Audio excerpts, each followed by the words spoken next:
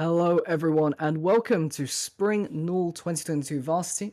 I'm, of course, Dan Takogormo, and I'm joined tonight by the lovely Black Bloxer. How are you doing? Yeah, not bad. How are you? Yeah, all right. Just, had a lot of things going on the last 2 days, but I'm very excited to be casting a few series for us tonight. Just two games, of course, and that is going to be between Bristol Mandem and UoM T1. That's the first match of tonight, and then the second one is between Kings Lions, KCL Lions, and Deus Ex once more. Yeah, indeed. I mean, I covered two of these teams in the last round. I covered Deus Ex and covered Bristol Mandem, so I'm excited to see, what they've adapted between the 2 weeks. Bristol Mandem coming off of a fantastic week, beating the undefeated Deus Ex, so they're really hot right now, and UAM are going to have a little bit of work cut out for them versus a very well-rounded roster. Yeah, absolutely. There's a lot of interesting picks coming through tonight, of course. It is also a new patch day. It is worth noting that Renata is one of those interesting picks that is currently enabled, has been disabled last week so that people could adjust and understand how the champion functions. But I believe one of the members of Bristol is a little bit of a Renata enjoyer. Yeah, down in the bot side, the support over here just really has been playing quite a lot of Renata, getting to grips with the champion, and I really am excited to see this pick. Obviously, we haven't seen it in any of the pro play yet, but it's been terrorizing solo queue. It's pretty, it can be good in certain situations, but it does have some pretty stark weaknesses. Yeah, I think the main thing there is that you have no mobility, so if you do get caught, you kind of just get caught. But on the other hand, with the hostile takeover, if a team is running directly at you, you're playing these go-in skirmish comps, then it can get a lot of value because they just end up fighting amongst each other. Of course, we just look at these rosters. With 3-1, the Sard, Bonks, Benuxus, and Nibble, Boosted Animal, EU West, Ghostic, Windy Side, 034 Gwented, and Numerous Skulls. Desard is Aka's Doomed. CBA has changed their name. Indeed, and both of these rosters, have played quite a lot of games so far in the season. We're a few weeks in at this point. If you're looking at the Bristol Mandem squad, it's Nibbles who's really, the main carry here. His scoreline doesn't always look particularly flashy, but he's all across the map. You're finding him ganking in the top lane and in the mid lane constantly. He roams around alongside Deshad all the time, you know, getting a bit of a pincer move off onto enemy players, and it really begins to snowball the whole team. Yeah, that is generally what Bristol want to do. They want to go through the bot side, use that advantage through the jungle using Act to see if they can get an advantage. Now, we can talk a little bit about UoMT1, Manchester, of course. They're a little bit different. I think something that they've said is that they like to play a versatile team comp. They kind of just don't really have anything specific that they want to be prioritizing, but I think there's a few pocket picks. Yeah, there's a few things that they like to play, but they did also say when we were asking them about, what they were trying to play, was that they didn't want pocket picks. They wanted to always be flexible. They wanted to play around basically anything on the map. That being said, they really like the Senna Seraphine, and that's been buffed recently. The Senna is now stronger, and as is the Seraphine more as the AD carry. It's not really an AD carry, you're not doing a lot of AD damage, but in that sort of pairing that they have, doing a ton more damage now with the recent changes, and because the bot lane likes to play it, I'm expecting this to either be picked up or banned. Yes, something that Bristol will likely see through scouting at some point. We're just going to take a quick look at the standings right now, just showing 1, 2, 8. There are 12 teams in Varsity, and of course, the lower end of that might face relegation to lower teams where people can see if they can fight for a Varsity spot next time. So right now, we currently have LSE and Grey Warwick tied first in the standings. Two people at 5, Bristol Mandan and Deus X, and then the rest all tied at 4. It's really there's quite a split that seems to have developed between the top teams and the lower teams. Lowhampton is sort of sitting on that bound where they're still in with a good shot. Obviously, top eight, as you said, are moving on, and so it really has formed with the split where these top teams are fighting for places and seeding going into playoffs, and these bottom teams, such as KLC Lions and Comrades, they are really fighting over scraps of what's left.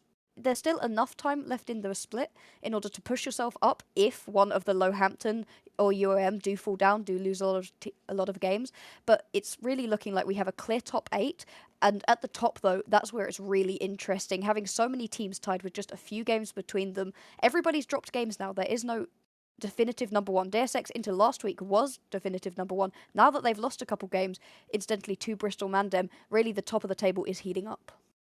Absolutely, and every win does count right now. You don't really want to be facing chance relegation, having to play those games to Yeah. keep your spot in Varsity. Getting the higher end of this bracket means that you get to keep that and move forward. And of course, moving forward, there's a lot of prizes on the line. That really are the top prize being a hoodie, which is nice. The hoodie is nice. It's probably not what you're interested in. What you're interested in is tickets to go and see the LEC when they get their fans back. Currently, there are no fans, unfortunately, but when fans are back, tickets to go see the LEC is absolutely insane. But even down the lower end, the top eight still get themselves £75 worth of Amazon vouchers each. And all the way through, you're getting a lot of prizes. Top three are getting themselves those sweet, sweet hoodies, but everybody wants that number one spot. I think that would be just the best time to go to. Yeah, it's definitely a money can't buy prize, as we always like to say here. Very great opportunity that is provided to the teams, and that's what they're fighting for. They're also fighting for a UEM qualifier potentially, and that's a chance to represent UK at the wider University League of Legends esports scene, which is also another great prize if that is something that you want to do. I mean, I think most of the teams do. I mean, they're here competing, and I think we do have quite a competitive league at this point, given how tight the standings are. Yeah, indeed. Especially in the midfield, we've got just a lot of teams sat basically on top of each other, especially with the four-way tie down towards the bottom of the standings. Any team picking up one or two wins can scrape themselves together a lot of places gained or lost. As we've seen, Deus Ex came into last week at the top of the table. They're now sitting in a sort of tie down for fourth, which is just insane how far down you've dropped. It really is anybody's tournament at the moment.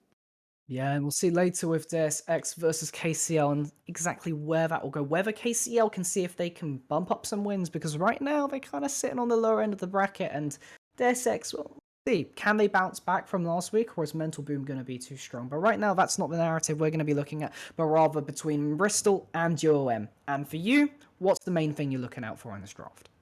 The main thing I'm looking out for in this draft is what are we doing with these junglers? Both the junglers have a quite aggressive playstyle.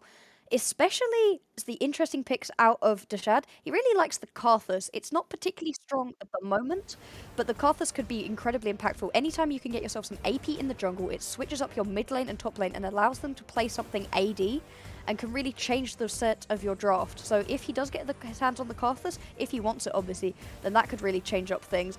But I'm looking at these two junglers. Do they want to go full aggression? That's what they do usually. And if so, which champions? Absolutely. First two bans locked in already, Gwen and Zoe. Interesting, of course, the Gwen that came for us, just make a point on that in a moment, but Zoe, of course, being bonked, it's OTP, you gotta permaban that champion. Gwen has been nerfed a little bit on this patch. Indeed she has. The Gwen's taken quite a big hit, especially in the jungle. Still flexible between jungle and top, but is nowhere near as strong as she was beforehand. Her clear's been hit massively, going to be a lot slower through the jungle. And this means that, although she's still bannable clearly, she could well be let through if the team wants to. Banning out the Seraphine, though, as we said, Gwentid and Niraskulls probably was going to pick this one up. They love that as a bot lane. The Rek'Sai going to come off the board as well as the Lee. We're seeing a bit of a pinch on the jungle champions. Yeah, just clenching out the pocket picks as well. It's always worth saying at these sorts of levels. Pocket picks and comfort are very important. You know, you remove that, you remove the flexibility that some teams have, and just the general performance, because sometimes you're playing a champion you don't know quite as well, and that can affect it. But I think a champion we all know quite well now, with over 300 games globally, is the Jinx. Yeah, and the Jinx has been popping up across every single major region league and every single solo queue game as well. She's incredibly strong at the moment. Paired with a lot of the enchanter supports that sort of have popped up around the high attack speed champions we've seen in the bot lane, Jinx is so powerful. She does so much in the early game with the ability to lock people down. Having an AD carry with proper true CC is so strong down in the bottom lane. You can pair her with almost any support as well. And in the late game, Insurance. The Jinx begins to pop off, she will destroy people. But versus the Twitch, this is an interesting matchup we haven't seen so much of. It is two hyper carries. Yeah, Twitch is a little bit more unorthodox, not something we see too often, but has that sort of X factor in that, well, you have stealth. If you're not careful with your vision, you can get caught out. And if I'm not mistaken, Gwentid does occasionally play a little bit of the Twitch. Currently a lot of games in solo queue on that champion. He really likes it, has picked it up quite often. Paired with the Blitzcrank means that this is going to be... okay. Paired with a Nami, this makes a lot more sense. A Twitch Nami is so powerful. Getting anything that can sort of keep you attack speeded up, health up, and giving you a little bit of extra movement speed is really going to allow the Twitch to move in and out of these team fights, popping out of the fog of war and just sort of spray and praying people down.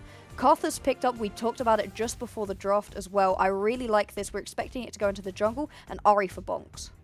Yeah, very big pick on this Karthus, and Karthus might end up being a little bit of a problem for currently what is a very squishy team on this side of UoM. We currently have a Kayn Hover that might come through, but I don't actually expect it. It's not something that Gosick has played before. Ooh, it is going to go through.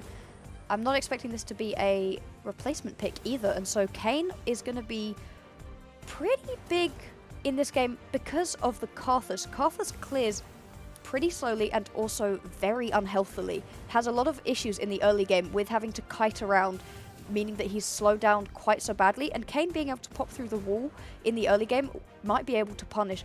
It's interesting to see whether he's going to go blue or red Kayn. I'm expecting red Kayn. Currently that version of things is a little bit stronger, but paired with a Twitch, that could be multiple assassins coming through and destroying the Jinx before she gets a chance to get into these fights.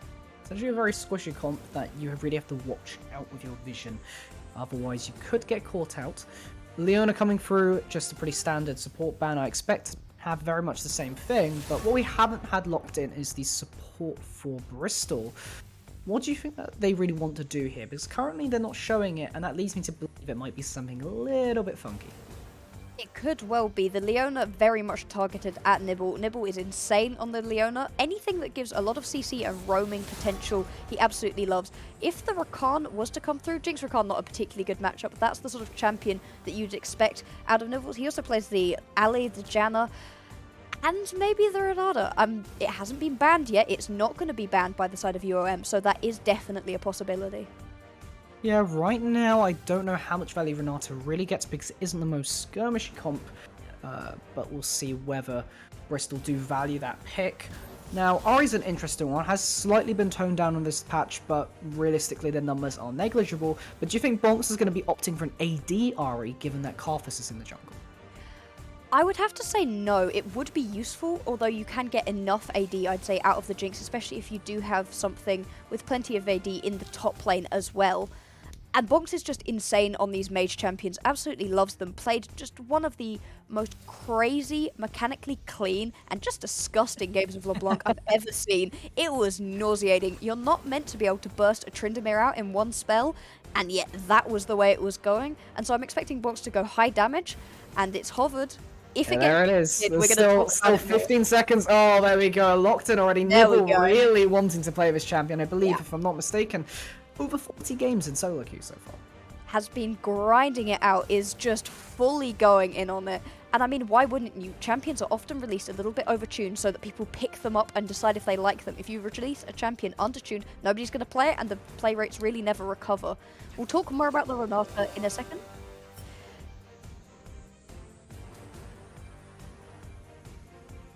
Okay, yeah. Oh, okay.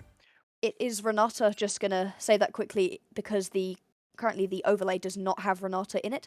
So as we're talking about it, we'll speak about it more during the sort of pause. But if we look at these team comps more holistically, we're going to see the Ornn locked in for the side of UoM to round it out alongside an Annie. And these are two very different compositions.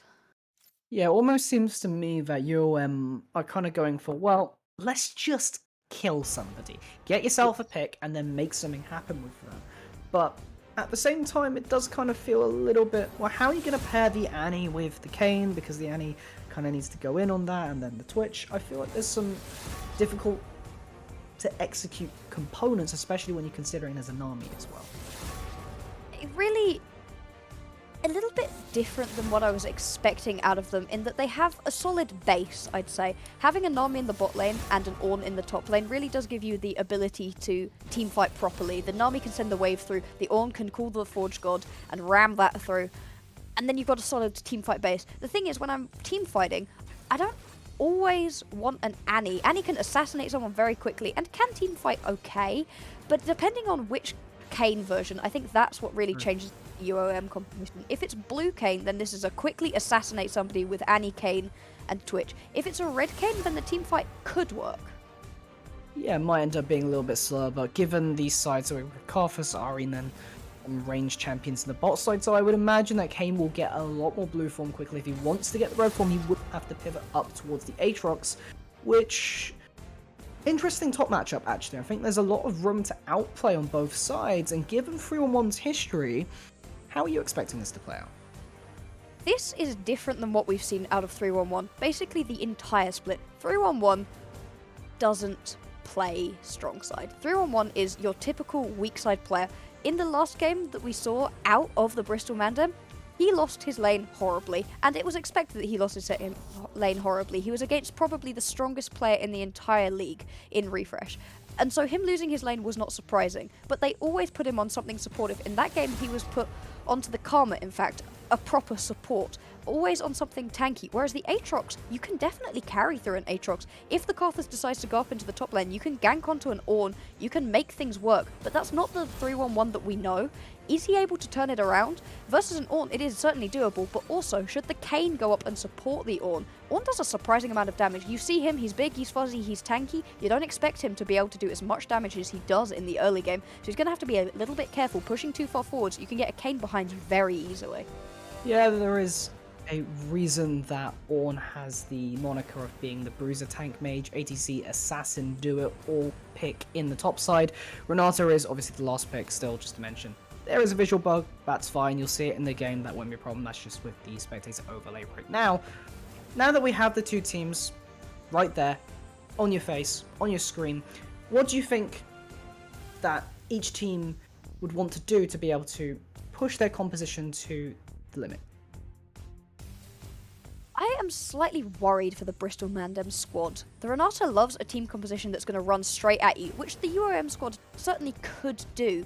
However, if they end up getting taken out, very immobile is the Renata, and they have a lot of assassination on the side of UoM. Should the Renata be taken out early, I mean, her W revive isn't going to save her if she gets jumped on by a Kayn and a Twitch, and certainly not if she gets Annie stunned and bear slapped into the ground. And so is she able to find those big team fights? Is 3-1-1 going to be in a strong enough position in order to carry those team fights through? Everything on the Bristol Mandem squad wants a little bit of time to get themselves going. The Jinx can do some things early, the Ahri can do some things early, the Karthus is basically useless, and the Aatrox wants to hit a mid-game spike. And so Bristol Mandem are looking to survive through the early game, whereas UoM have a lot more early team fighting ability, I'd say.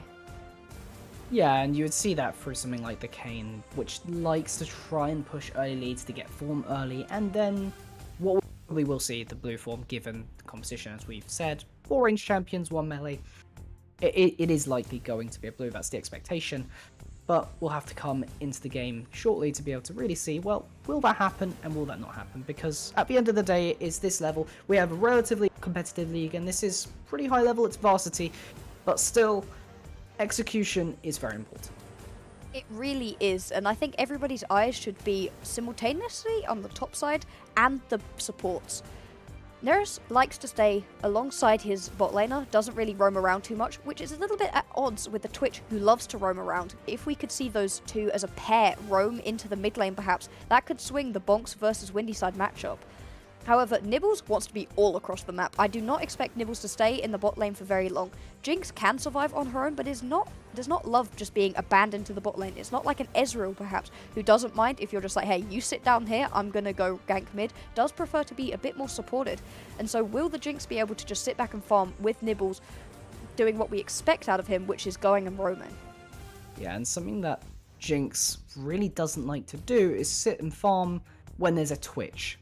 Because something that you can do on Twitch is, oh, well, I have my Q, I'm going to ambush, I'm going to sit around. I can bait you in a lane and say, okay, well, the Twitch hasn't been around for long enough, I don't see anything else on the rest of the map. I gather, well, okay, he's probably not trying to make a pick or cheese somebody there, probably just reset off the wave, so I'm going to try and push. But then you find out he's in ambush and he just kills you. Indeed, you cannot push too far forwards with a Twitch around. You never know when he's going to jump out from behind you. Warding is going to be imperative in order to spot this Twitch out as well. Honestly, to spot out a lot of the UoM lineup. A Kayn coming out of the side of a wall can really ruin your day if you're going for a trade. That's where I'm thinking the top lane matchup could well be swung. Should the Aatrox go in too far onto the Ornn, Ornn has more than enough CC to stop the Aatrox in his tracks.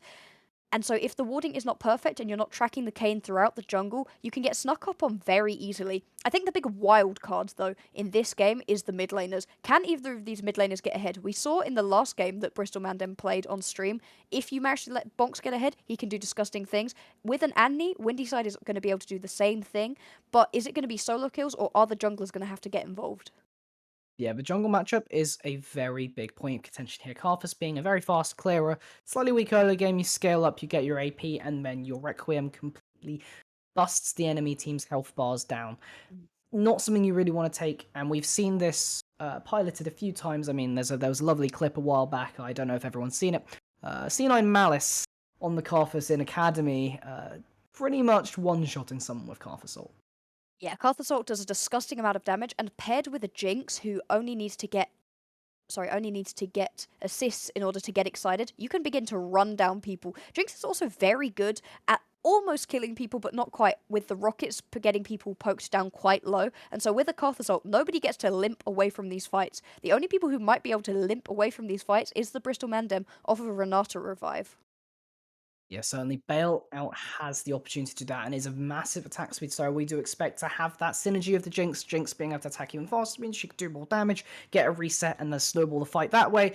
But, of course, we are going to load into Summoner's Rift soon, and, of course, Summoner's Rift is provided to us, this entire experience is provided to us by Intel 12th Gen and Amazon Student Discount, so a lot of fun there to be had. Look at their CPUs, there's a lot of great stuff that is sponsored to us at the NUEL.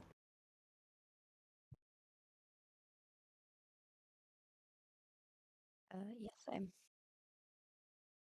Seems like we're having a few problems with the spectator right now, so we'll see if we can get those resolved and actually be on the Rift as always. But Spaghetti Code League Client coming up once again.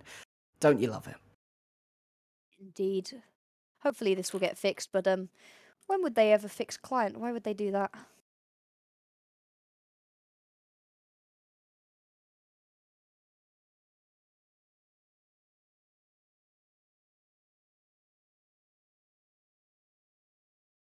Yeah. All So right, currently, while so we're just dealing with all of this, what do you think of these team compositions? Which one do you think works better? it's very hard to say. I think this ultimately comes down to early game execution between the two sides, because Garthus kind of just wants to wait for his item spikes and look at opportunities, whereas Kayn wants to look at opportunities within lanes from the get-go because he needs to get that form early. So let's see how this early jungle matchup goes. There might be blunders in the top lane and bot side. I see that happening. So who knows? Ready, as we jump onto Summoner's Rift, we've got the Bristol Mandem versus UoM, Bristol versus Manchester, and this should be a pretty interesting one with some new champions that we haven't seen in quite a while. Yep, I mean, the Renata, we haven't seen us all yet because it's new. It's the first Renata of the NUEL in NUEL history because it's a new champion. Hasn't been played yet, so we'll see. Can it pick up the win in its first game? We would hope so. I mean, it would be a pretty good showing of just pops in and is instantly destroying people. However, new champions means that not everybody is, well versed in playing alongside it, but also in playing against it. And as commentators, we are not fully sure what Nibbles is going to do with this. Nibble, very aggressive as a player, can definitely work alongside the Renata playstyle. However, leaving a Jinx behind, as we said, not always ideal. For the minute, nobody looks like they're going to go and invade. No early game shenanigans. Oh, yeah, it's a lovely zoom in on Renata walk. Honestly, I think that is the most classy element of playing Renata is that walk. I think somebody made a video.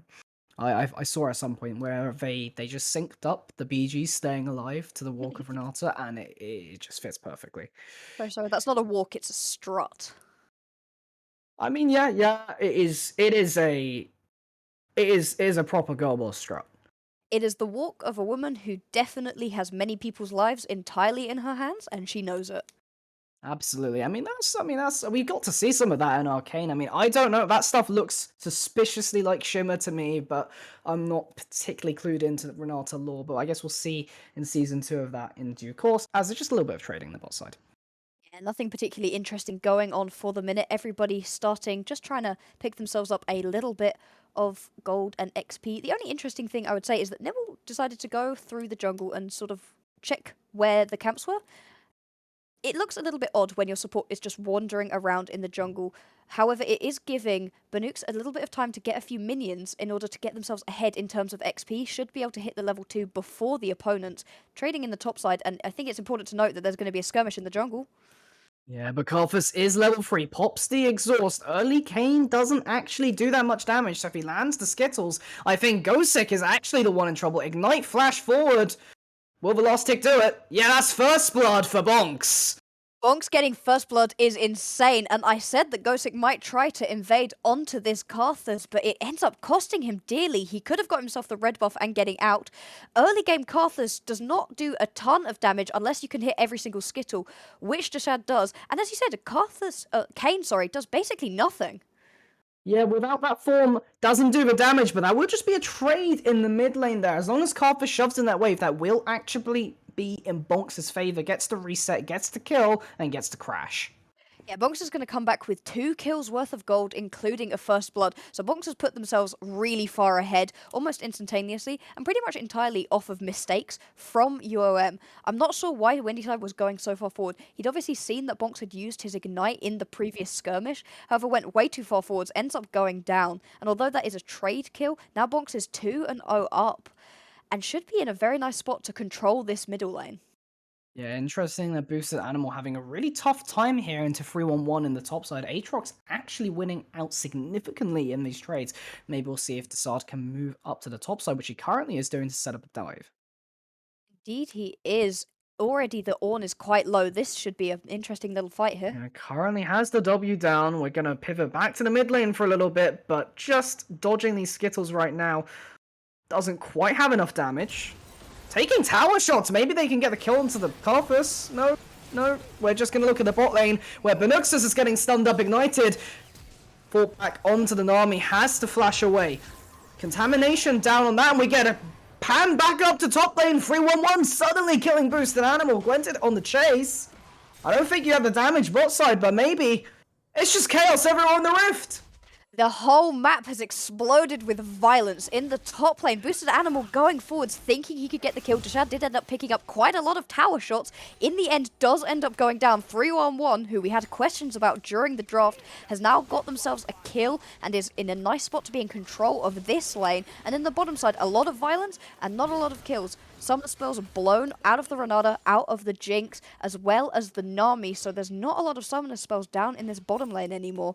But you can see the power out of a Twitch Nami in the early game. Getting the Twitch running towards your enemies even faster is an incredibly effective way of killing your enemies. Not to mention that you have lethal tempo and you have an attack speed boost on your ambush from your Q when you pop out that stealth. In addition to what Nami's E does, giving you that odd extra damage. That's a bonus damage that the Twitch is getting when he gets to attack that quickly, and that will accelerate later on when Nami starts to itemize things like an Ardent Sensor. Indeed it will, but for the minute, it looks like the top of the map is quite solidly in Bristol Mandem's favour, but the bottom side is a bit of a not a bloodbath quite yet, but is, everybody is looking for those tiny little advantages. Currently, though, we've got a 1k gold lead for Bristol Mandem, which at 5 minutes into the game is quite significant. Yeah, definitely. I mean, 5 minutes is not very long in the game. To have this advantage, yeah, it's very nice, but of course, it does still depend. Infernal Drake is currently spawning Rift Herald, we'll see in the next few minutes, but somehow 3-1-1 is winning every trade. Conqueror unstoppable, but this Ornn is getting dangerously low. And there's the Wall of Pain, and that's the Wall of Slain as Aatrox picks up that kill. A little more fighting going down onto the mid lane. I'm not expecting... Oh, Requiem, with that ult... that might be enough. That's enough! Bonks manages to pick that one up. 3-1-0 on the Ahri right now. Oh, Bonks is playing insane once again, and as is 3-1-1, you can see the power of the Requiem coming out of Dashad. Anytime that there's a fight going on and it looks like it's even, you have to remember it's not even. Dashad can always press that ultimate whenever it's up and deal a ton of damage. Gosek trying for an invade. Is a Kane, does have mobility, but doesn't seem to have his E up yet. A few wall dashes, manages to sidestep the Renata. There we go, that's not bad. And 3-1-1 for some reason is just behind enemy lines right now and smacking Boosted Animal. Well, when you are Bristol Mandem and you can see the enemy's jungler down in the bottom lane is being chased around by your bot side, you know that you're not about to find a gank. You can see all members on the map for UoM, and so of course he can sit around the back, he can proxy a few waves, and he can make this Ornn's life hell. I had so many questions about 311. From watching the VODs back and from casting him last week, I thought he was a weak side player, but right now he's looking pretty damn strong. Forcing Booster Animal back. Good timing on the Unstoppable. Unable to go for the dive there. Doesn't quite have the damage to kill, but you force that on back and he doesn't have a TP. And that's an interesting little interaction that we're seeing on repeat. 301 is always putting down those chains. The pullback basically never goes through because Boosted Animal is able to use the W. Bellow's Breath going to stop him from being moved as he is unstoppable. But this does mean that Boosted Animal is using it defensively almost every single time, and that is a big part of the combo. You throw down the Q, and then you throw down the E, and then you W into somebody, dealing a ton of damage, really knocking them up, doing a lot of CC, a lot of damage off of that Brittle proc. But because he's only being able to use it defensively, it's most of the damage of an Ornn gone, meaning that 311 is having the run of the lane. Yeah, absolutely. And the run of the lane is converting into a sizable advantage. We talked about 1 and a bit at 5 minutes. Now we're looking at 3k at 8 minutes, which is incredible for this point in the game. But Nibble getting stunned up. Gwented has 6, has the extra range. Going to lay some of that down. Caught by the Chompers and unable to kill Nibble. Those Flame Chompers were huge. Otherwise, I think that Nibble might have ended up going down. And we're seeing how the Renata is having a bit of an issue in the middle lane, as definitely Windy Side just does it again. Windy Side caught out by the charm. Just is having the worst time of it after getting taken out in that initial fight, having already had their lane opponents get themselves a kill. And now Windy Side is dying on repeat, cannot step up to the lane, gets taken down almost instantaneously. Bonks did not even have the ignite. Gets the Aqua Prison into the wave, and Benuxus gets one loss this time. That's massive for Gwented. UoM need every bit of gold they can get.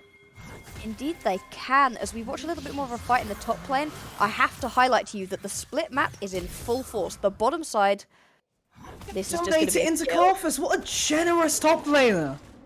3-1-1, even when he's playing a carry champion and having a carry type performance, still the good guy, still helping out his team, gonna leave that over to Deshad, and that's what you want. Your Karthus wants to be picking up kills and assists every single time he presses the Requiem, and so far Deshad has. He's pressed it twice and he's gotten himself 1 kill and 1 assist, and currently this Karthus is only on a Lost Chapter. He's gonna be picking up tons more items as he bases right here and is going to begin dealing truly nauseating amounts of damage. However, the bottom...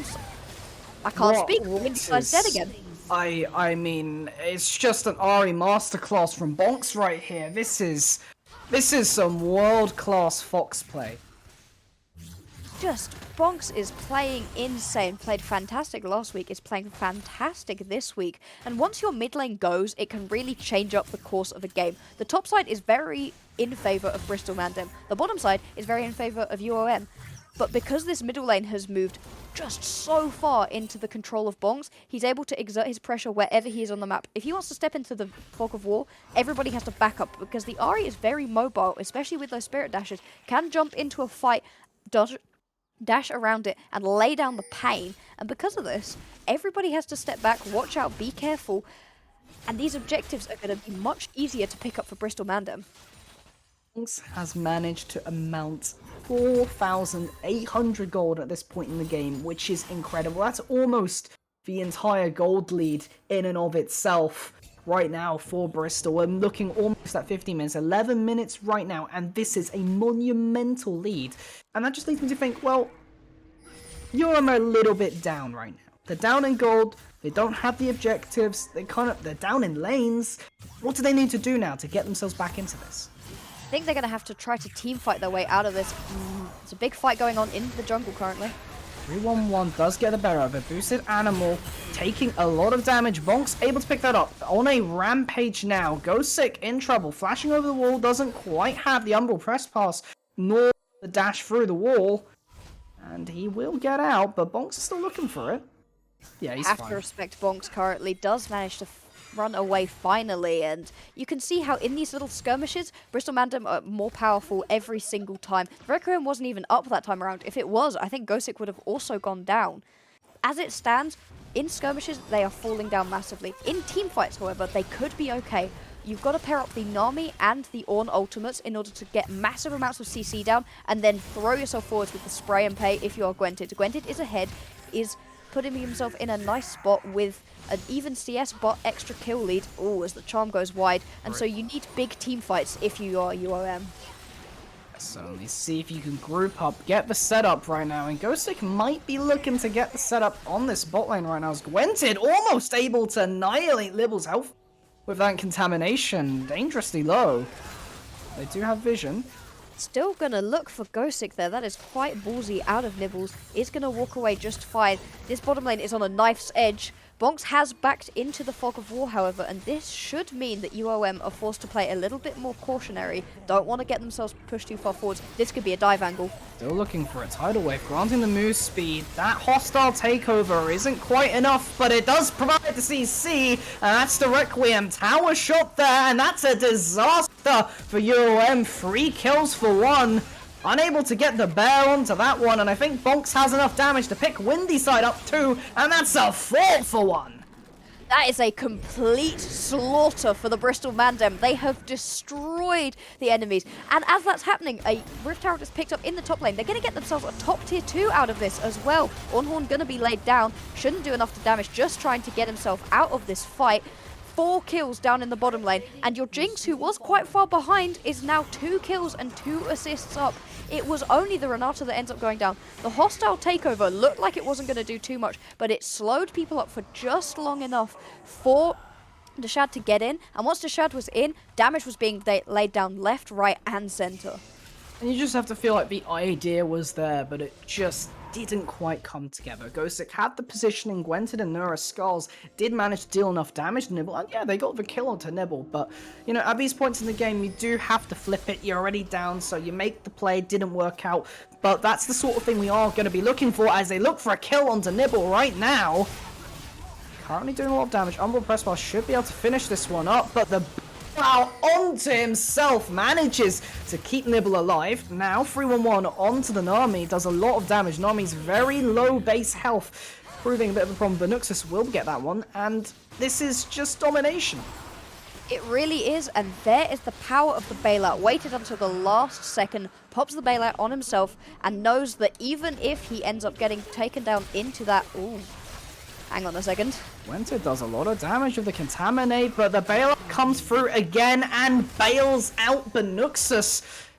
It's a 7k gold lead at 15 minutes. You have 2 Drakes. This is ridiculous. It is a complete slaughter. This game should end much sooner than was initially anticipated. We looked at these teams, their standings, their playstyles, and thought they'd be pretty evenly matched up, but it has just gone badly. Dashback still keeps themselves alive. 3 dashes, Ignite not quite there to finish it off. Monks claims another.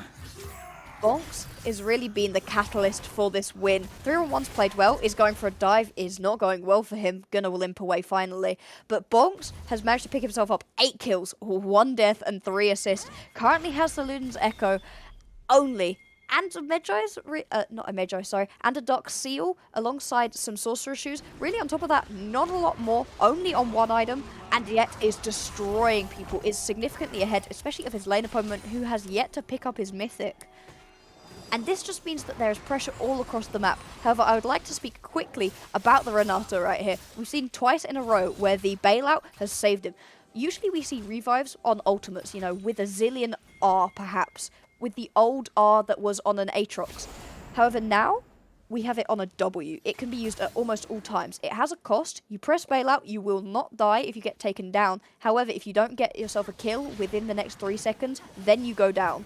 You can stop that by getting a kill, however, and we've seen twice in a row where Nibbles has gone what looks like way too far forward, and yet is fine because they have the bailout on them and trust in the rest of his team to get that kill.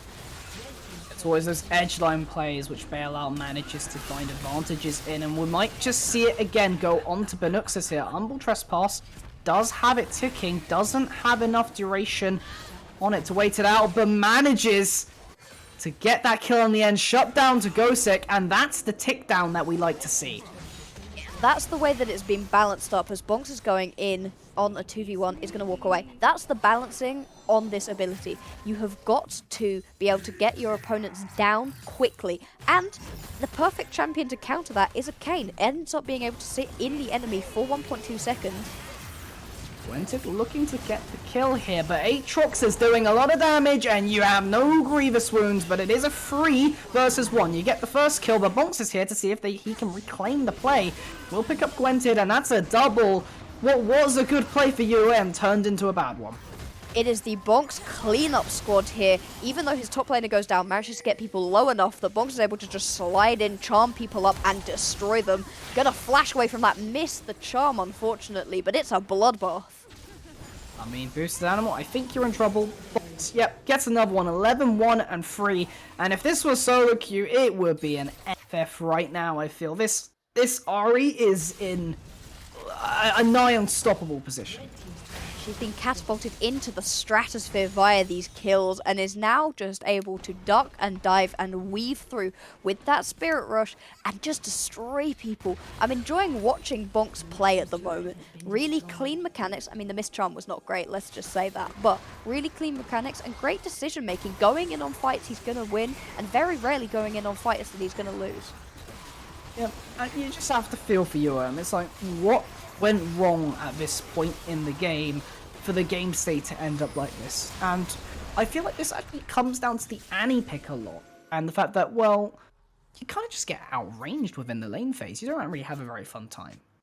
Now, Annie is great into AD melee champions.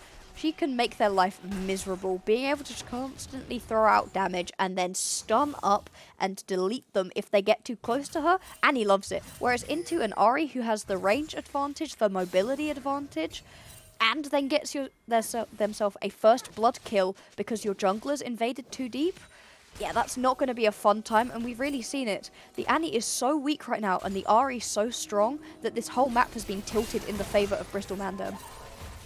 And here it is. Ghost Stick still looking for these plays, and it's exactly what you have to do. Flip, flip, flip, burger toss. Let's see if they can get something back.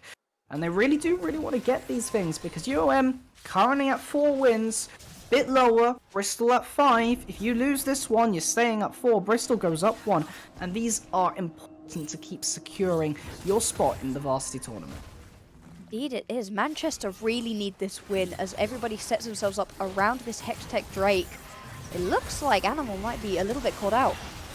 However, the Tibbers comes down, and that might be the miracle engage they needed, but that's going to get taken over by Nibble on the Renata, going to provide a little bit of CC and damage. Currently, a 2 for 2, and this is very UoM favored right now. Skull's getting very low, and I think with the Requiem, he will go down. 3 for 2.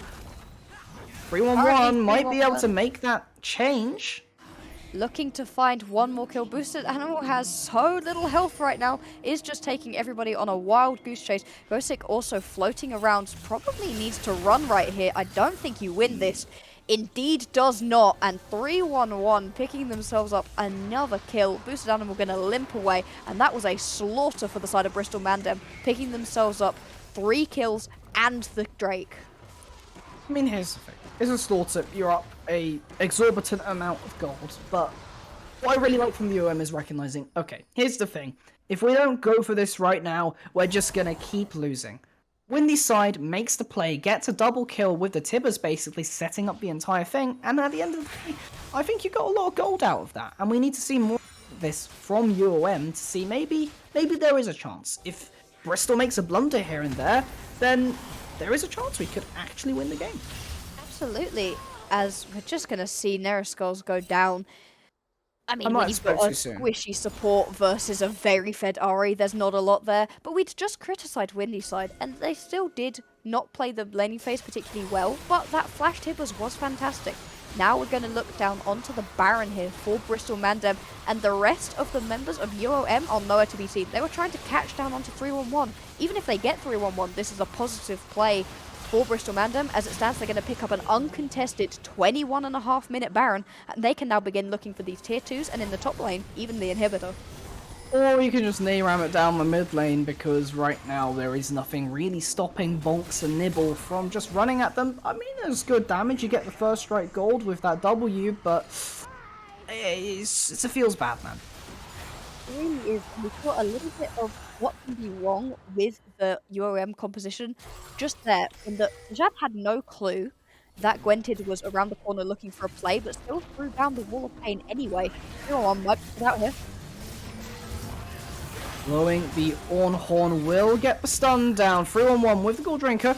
Managing to heal up a little bit, but that will be picked up by Windy Side. Really good pick here. Now, only 4 people with the Baron buff. Rift Herald going to charge. Will not take damage on this. Let's see, hostile takeover. Holy moly, that was a lot coming out from the Twitch. 2 kills with the Requiem. And it seems like Gwentid just betrayed his own team.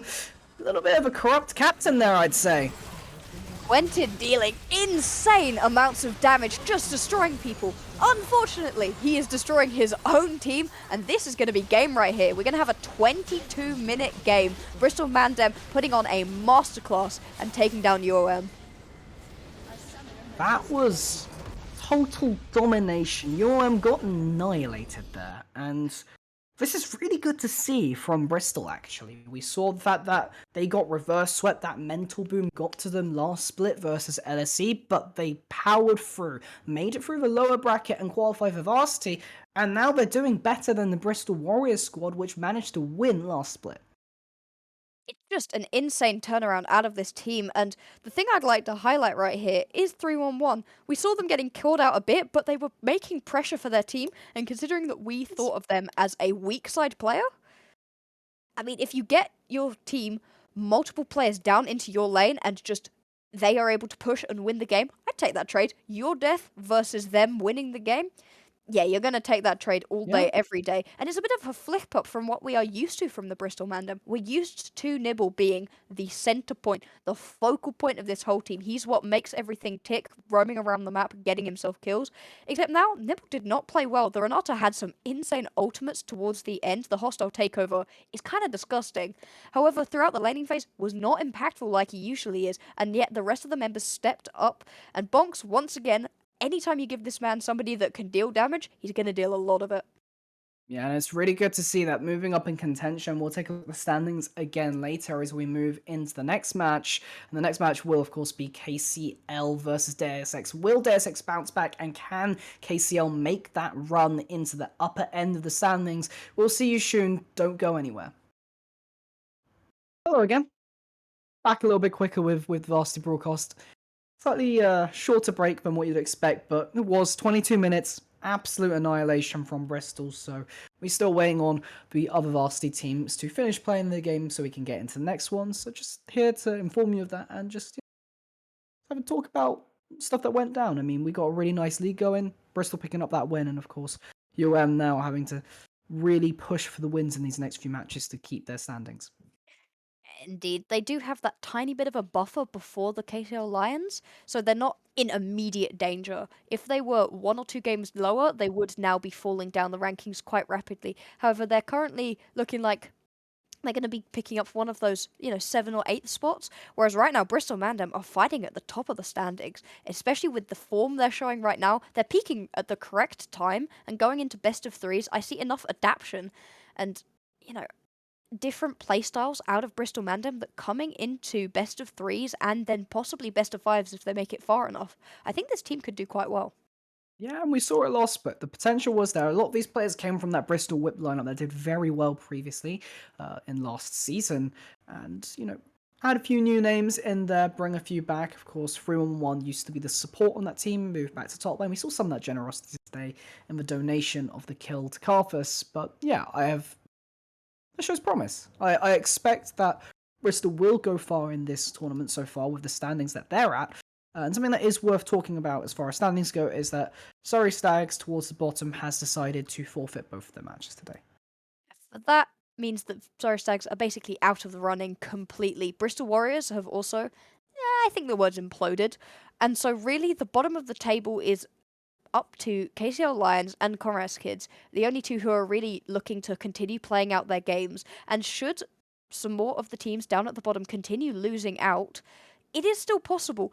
with UoM dropping a game right now, they could begin to pick up wins. A 2-0 week would set them on the right path currently. And so the bottom of the table is still interesting. But again, if we're really looking at the top currently, with Bristol Mandem picking up themselves up another win, they're now going to be in a really nice spot to fight for those top positions should Warwick or LSE drop any games. Yeah, of course, and it's worth noting that LSE and Warwick, they are both standing at 7-1. They were 6-1 beforehand, and they've won both of their games right now, which means they're still in tied contention of that first place. We'll see at the end of the day and next week whether they end up having a head-to-head for that first place in due course.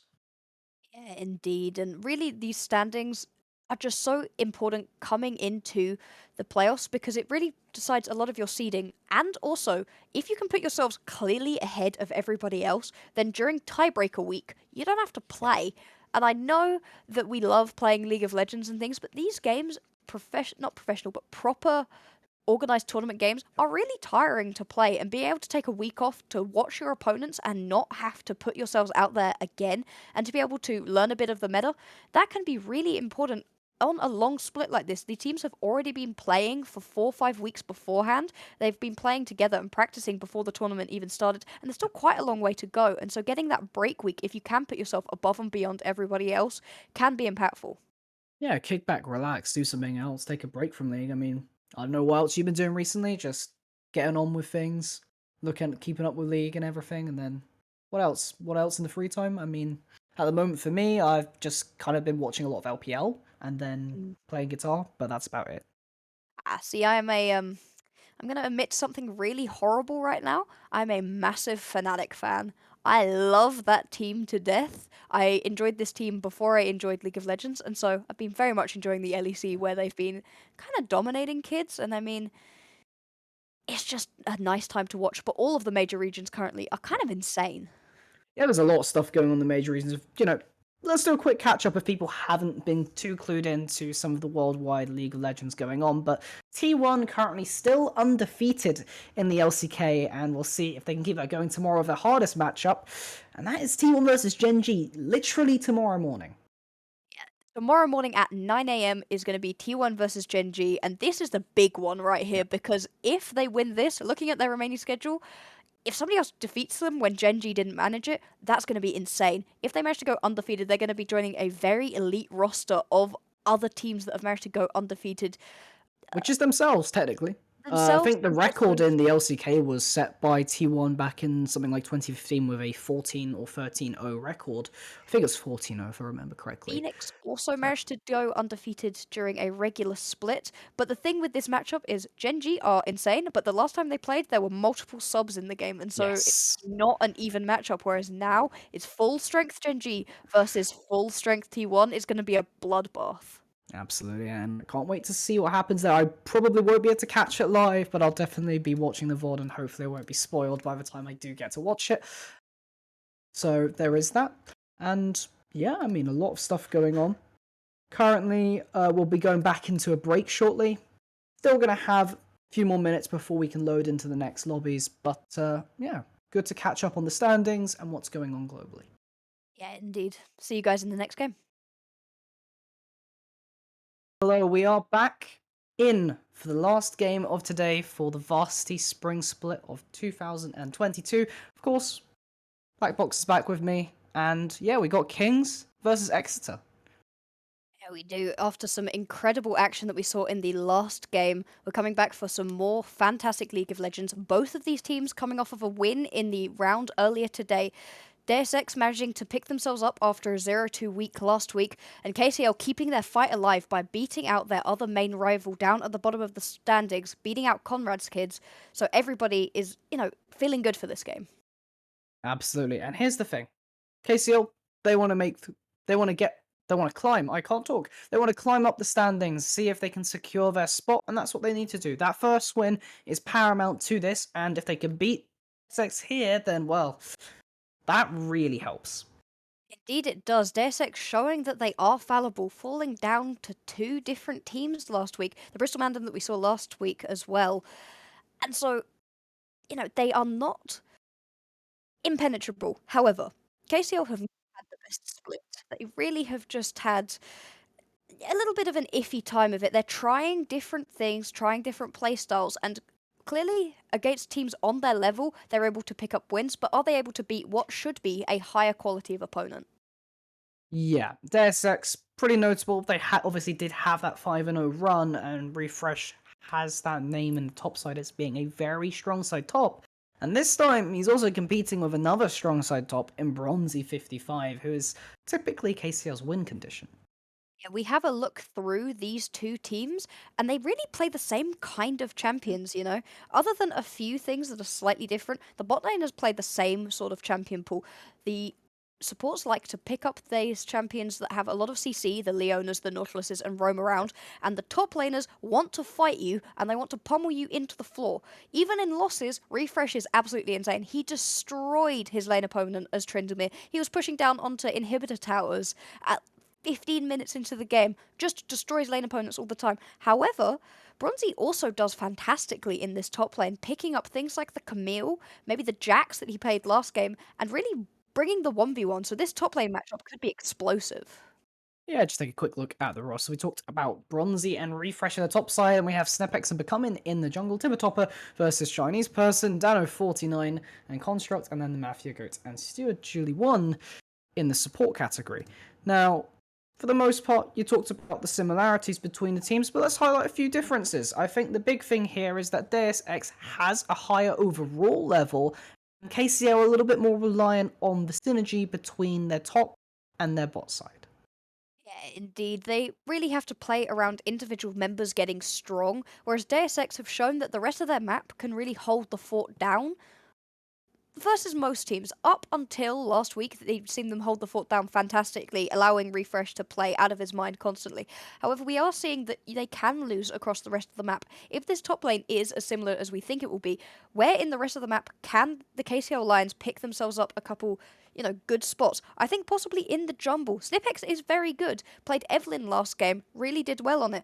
However, Becoming also has the ability to influence the rest of the map through AP jungle picks, which I always like to see because it allows the rest of your team to pick up more AD focus and really can change what you're playing around. And I think the pick to watch here is Construct's favourite Yasuo. And this is not a Yasuo mid, this is not a Yasuo top, this is a Yasuo ADC. Something we see every day, but it is certainly viable in the right combinations, and just beforehand KCL did pair it with the Diana. Indeed, they did to great effect as well. And I really like the Diana in the jungle can provide a lot of knock-up CC for the Yasuo to play around. And the Yasuo in the bottom lane especially, it really is not the traditional AD carry in that it wants to get up in your face. It wants to run through you. And when you pair it with something with, the ability to revive you like the Renata, I'm not sure that's going to go through. The games that we've seen a Renata in so far today have all ended up in wins. Obviously, throughout most of the major regions, we haven't seen her yet. And so it shows that she's really strong. And if your opponents are known to pick it, I don't know if you let it through. Yeah, and I think Yasuo does have some benefit. I'm not entirely sure about the way that Renata interacts with Windwall, because I have heard it is a little bit unusual. But well, I guess we'll see it in game if the Yasuo does come through for Construct and Renata comes through on the enemy side. But the first ban will be Anivia, which is actually the pocket pick of Chinese Person on the side of KCL. Yeah, pocket picks at this level, we always talk about it. It's more important than what is meta at the moment. What is meta in the highest levels is everything. However, when you're at this level, if your player just doesn't play what's really strong, then they're just not going to pick it up. And so banning out pocket picks is very important, which is currently what Deus Ex are doing. They're taking out two of the main picks. Bronzy loves the Darius, Chinese Person loves the Anivia, whereas the other team are, taking a slightly different route. KCL taking away the Evelyn, which was what was played by Snipex last game, and the Tryndamere, which, yeah, you don't want to play against Refresh on Tryndamere. Yeah, it seems like there'll be a lot of top side focus this game between this matchup. Two very skilled top laners.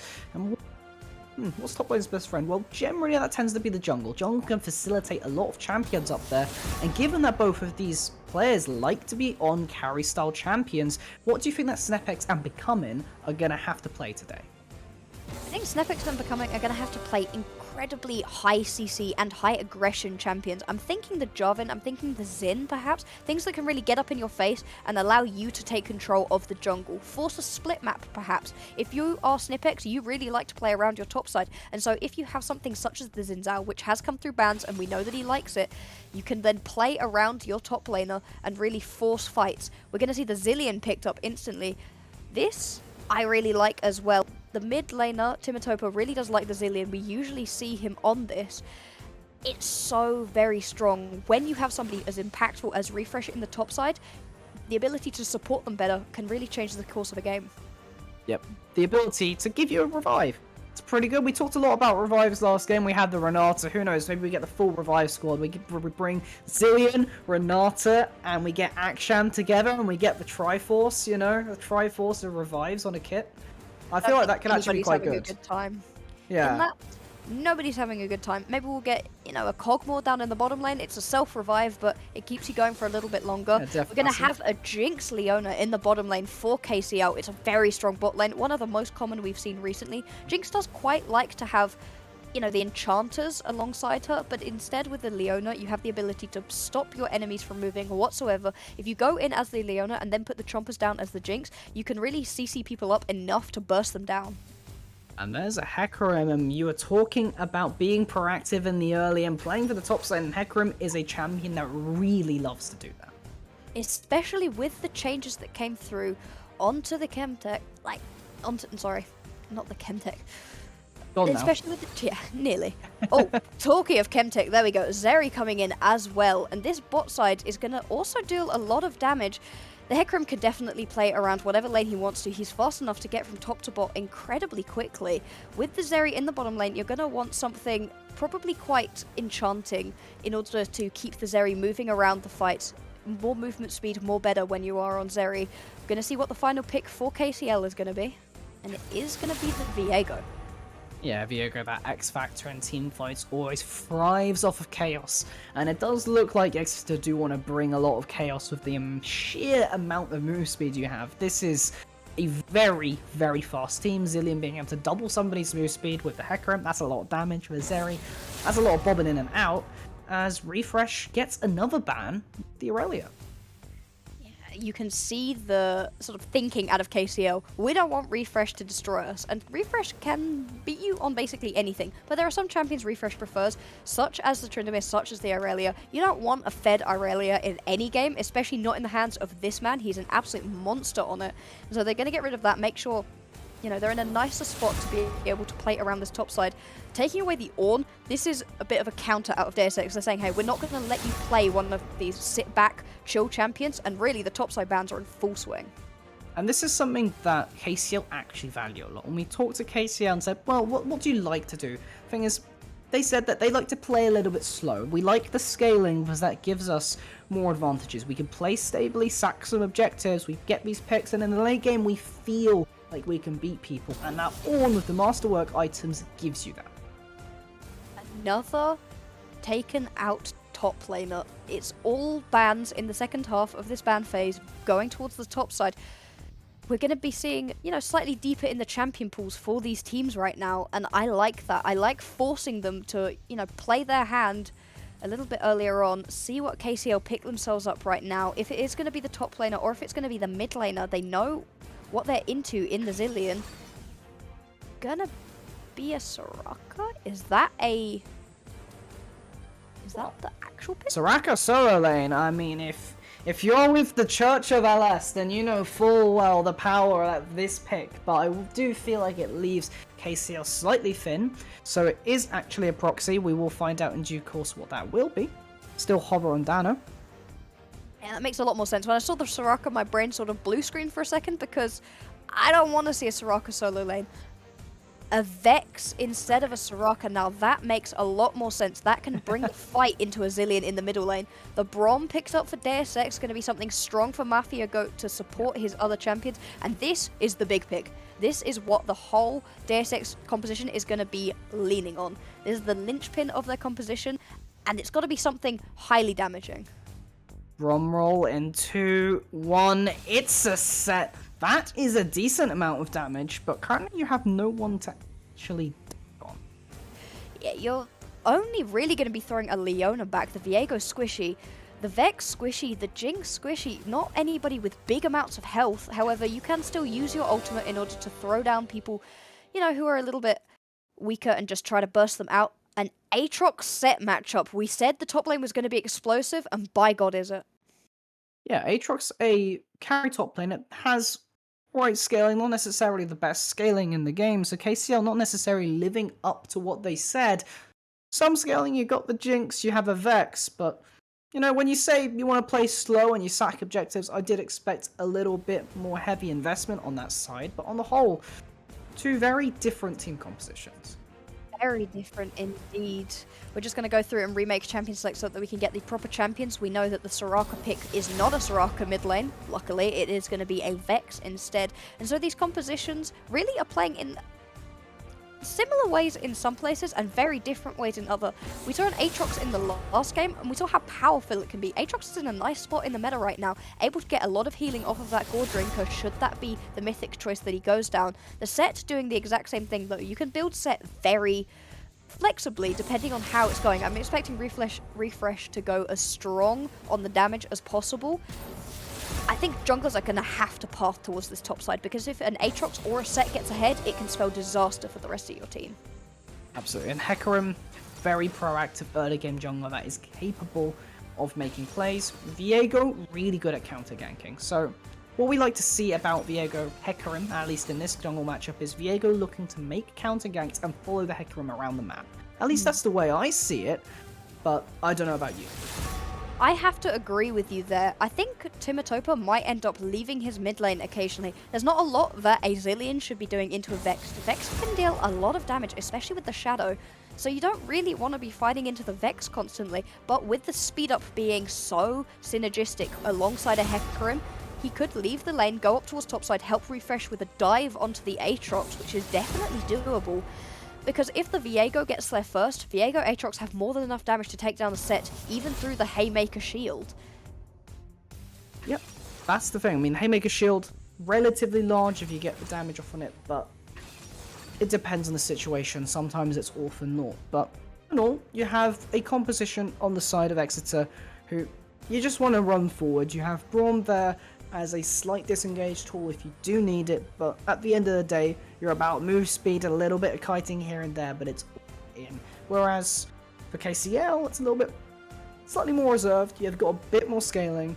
Not to say that Exeter don't, because Zeri does scale like a monster, but looking to counter what Exeter are doing. Indeed, when you look at Hecarim, he's a little bit more of an early game jungler. He certainly can fight into the late game, but I'd rather take a Viego in a big fight where he's getting loads of resets off later on in the game than I would a Hecarim, who's still dealing some decent damage and has good objective control, being able to jump over walls, but is not really finding those big plays in a fight like a Viego might be. Especially alongside a Jinx and a Vex who are going to scale fantastically. The Viego Aatrox are going to spike hard in the mid game as well, and so if coming out of laning phase these teams are pretty even, I can see the KCL lineup spiking a bit harder and a bit earlier than the Deus Ex one, who really want to be finding their groove early on in the game in order to get the Hecarim unlocked and the Zeri unlocked across the map. Yeah, which is interesting to say, because when you look at Zeri Braum, it doesn't really scream big old early game skirmish bot side, whereas I actually feel like Jinx Leona has a decent holding in the 2v2, so KCL, I feel like they might actually be able to stall out the bot lane. It might be. I think the thing with Jinx Leona is that Jinx doesn't particularly love Leona as a support. The thing is, Leona's so strong in the meta right now that teams are picking up Jinx Leona all the time, and it can certainly work. I said it earlier, if you put down your chompers beneath somebody already stunned up by a Leona, it's a ridiculous amount of CC. With all of the Leona spells, plus the Jinx chompers, you could get up to 4 seconds of CC, which is enough to take out anybody. I don't care how tanky they are, especially when the person hitting them is Zeri. There's a little bit of an odd team composition though, out of Deus Ex, considering how much they usually put focus up into the top lane. The Zilean makes a lot of sense, but Zeri would like a little bit of attention, and that might be spreading Snipex a bit thin.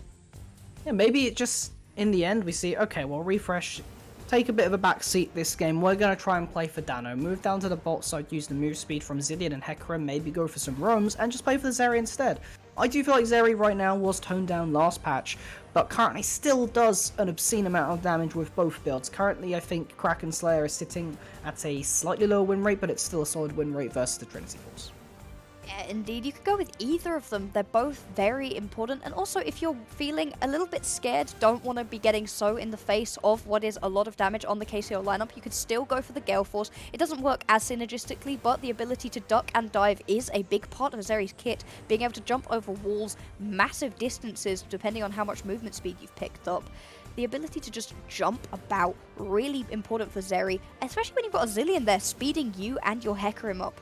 And I think also we've spoken a lot about speeding up the Hecarim and running him into the fight. If you've got a set sprinting at you and you know he's about to pick up your Leona, body slam her into the rest of your team comp, it makes you quite hesitant to go for front loaded team fights where you're just sort of front to backing it, which is kind of where Aatroxes really shine, as well as Jinx.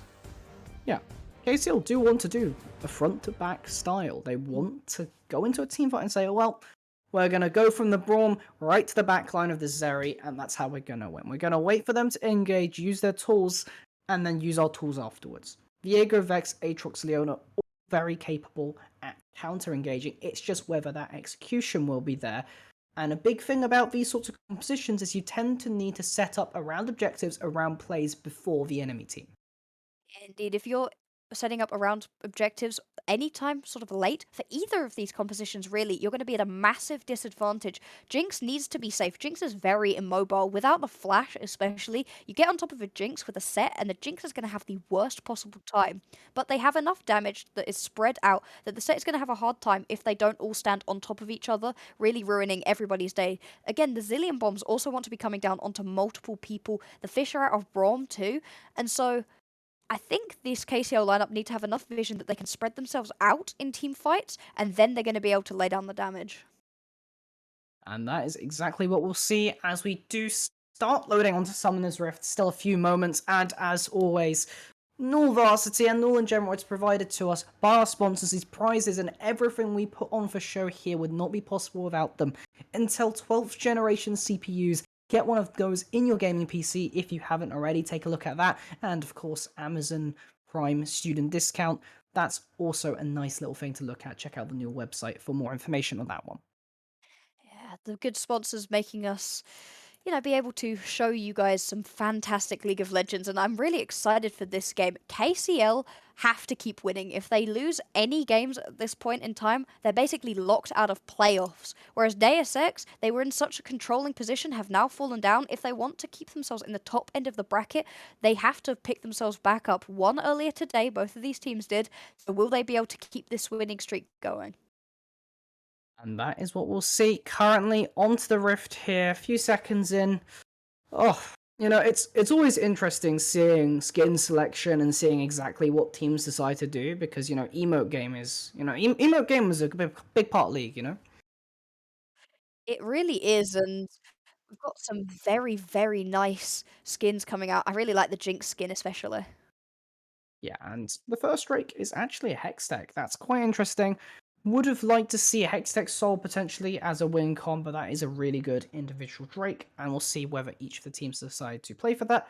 As for warding and level ones, seems very generic. There's a bit of a bunch down in the bottom side out of Deus Ex, but they're not looking for anything currently. I think with the Drake, the interesting thing here is, as you said, the Hextech Drake can be really impactful on its own, and for junglers who I think are going to be looking to play around their top side perhaps, it could sway them to look more in the bottom side to try to get their bot laners ahead so that you have the pressure to go in onto these Drakes. And that could really change what they were thinking of doing. If they wanted to get refresh ahead, which is usually the play model Deus Ex like to follow, maybe it changes things. Yeah, Refresh picking up the Ignite this game definitely suggests that he feels himself in the 1v1 versus Aatrox. Of course, Ignite is good into the Aatrox purely because it provides that Grievous Wounds, reducing the mass amount of healing that he has between the Omnivamp on his E and the additional healing from World Ender on top of Gold Drinker, but it's just Aatrox stacking healing upon healing upon healing. And it's going to be impactful in team fights or in potential 2v1s in the top lane as well, considering Viego also has some decent healing on his kit as well. You don't want to be against multiple healing champions as a set because what you're trying to do is get people low and get yourself low and then use your shield. And if they keep healing up, you can't really do that. And so having that ignite could definitely swing things in his favor. Sorry. Both of these junglers are starting on their top side. Yep, two of relatively decent players. Viego will decide to skip the Krogs for the time being in favour of a slightly faster clear to be able to make sure he can get down in the bot side to be able to counter gank Hecarim, or alternatively just look for a gank himself. Indeed, and this is indicative of the fact that they're not looking to play around their top lanes, which is counter to both of these teams' playstyles. Their top laners are usually their carries, and yet this game they've drafted themselves strong bot sides and are looking to play around them. Yeah, and these bot sides, it's a very volatile 2v2. Both are quite stable, but at the same time can also let loose a lot of chaos between the Jinx and Zeri. Zeri can do a lot of damage, you can get onto her, and if you get CC'd by Leona, as you say, there's a lot of damage. But becoming in the bush, I don't think Snipex knows he's here. He has the smite. Might just steal this and walk away. Does Oh steal it. my, Is gets the just gonna red walk buff. away. That's gotta feel bad. That is a feels bad man situation, and the thing is that Viego does a lot of damage in the early game, but probably not enough to fully fight into a Hecarim who is closer to his team. Ooh, fight going down. It's gonna take the Zenith Blade and Unbreakable in return. Braum Shield is tanky enough to resist the rest of that, but the great thing there was that Becoming did provide information to his bot side. They knew that that probably was going to happen because the Hecarim had just had his red buff stolen away, was looking to find something to make up for the difference. Becoming knew he was going to be outflanked if he showed himself and tried to fight onto Snipex. Instead, just nicks the red buff and walks away with a smile and a wave, and you love to see it. Yeah, and that really puts him on top. In the end, you know what? Skipping Krogs managed to pay off in the end by donating yourself another buff. That's an extra 100 gold in your pocket, XP denied, which is really important in the early game. It is. Especially when you're a Viego. Viego is a great skirmisher, and putting yourself just a little bit ahead can be enough. Becoming's on his Steward way. looking for it. Exhaust down already. Dano getting very, very low. Not killed yet. Becoming will pick that one up. First blood for the Viego. Can't get Mafia Goat, but that's the first kill for KCL. That was a really nice little gank, punishing some over-aggression out of the Deus Ex bot lane. They had no right to step that far forwards. They did not have the vision to be able to spot out Becoming coming down, and he manages to pick himself up the first blood, fight in the top lane. Fonzie had the vision, but he has to burn his flash. A little bit overconfident in the trade versus refresh. Flash for Ignite, but I'll take that trade any day. Ignite going down does stop a little bit of the power out of Refresh, but still, Fonzie having to blow the flash means that he's going to be in a disadvantage next time they end up fighting. A nice little gank. It looks like he's going to try repeat the act. Oh no. Ooh, slight mis-execution there. Thought you had the distance with the flash, but nope, not gonna connect that one. Looks so flashy when it works, looks so bad when it doesn't. As it stands, the top lane's still pretty even for the minute. 24 to 27 CS. The CS leads at the moment across the board are negligible. Everybody's just farming themselves up just fine. Even Construct, who did end up, going down there. Not Construct, sorry. Even Dano, who ended up going down there, is still even on CS. Everybody's doing just fine for the minute, and the Drake hasn't been focused on. Yeah, not yet. A bit unusual from both sides. KCL say they want to scale. Drake stacking can definitely help for that, and it's a really good individual Drake to get. Currently, Exeter do have priority, and Hecarim is moving down to the bot side, so I would assume that Exeter is going to play for that, because I think Timatopper is also pushing out the mid lane. A little bit of a fight. Timatopa dealing some decent damage. Zillion can deal surprising amounts of damage. If you get solo killed by him, I think you've stepped a bit too far forwards, as Refresh might have. Refresh really feeling himself, but unfortunately is unaware of the Viego and will fall to him. That's 2 kills now for the coming early on into this game. That is not good. This is about to be a dive onto the mid lane. Really nice damage on Vex, but you have no mana, and Zillion has a resurrect anyway, so you are doomed from the onset. Not sure why you tried to do that. Probably just better to back to the tier 2 back and actually TP back in. But slight blunder there from the mid lane will allow Exeter to get that first Hextech Drake. And you can currently see the power differences in these teams.